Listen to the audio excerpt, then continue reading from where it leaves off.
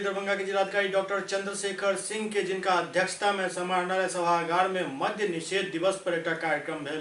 दरभंगा के समाहरणालय सभागार में डीएम डॉक्टर चंद्रशेखर सिंह के अध्यक्षता में मद्य निषेध दिवस के मौका पर एक कार्यक्रम के आयोजन भेल। कार्यक्रम में मद्यपान से बिल्कुल दूर रहे के संकल्प लेल गेल, संगे संग अन्य लोग के सेहो मद्यपान से दूर रखे के संकल्प लेल गेल।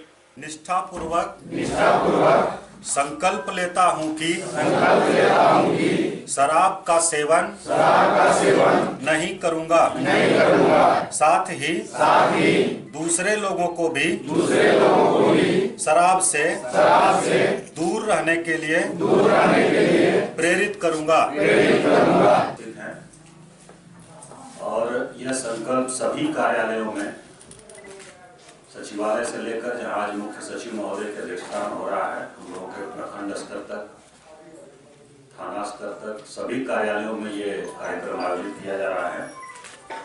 और मद्य निषेध को सफल बनाने और उसमें पूरी निष्ठा से सहयोग करने और अपने आचरण में भी उसका अनुपालन करने के लिए ये संकल्प दिलाया जा रहा है। इसका हम सभी लोग अनुपालन करें जो आज संकल्प लेंगे। पिछले वर्ष भी कराया गया था।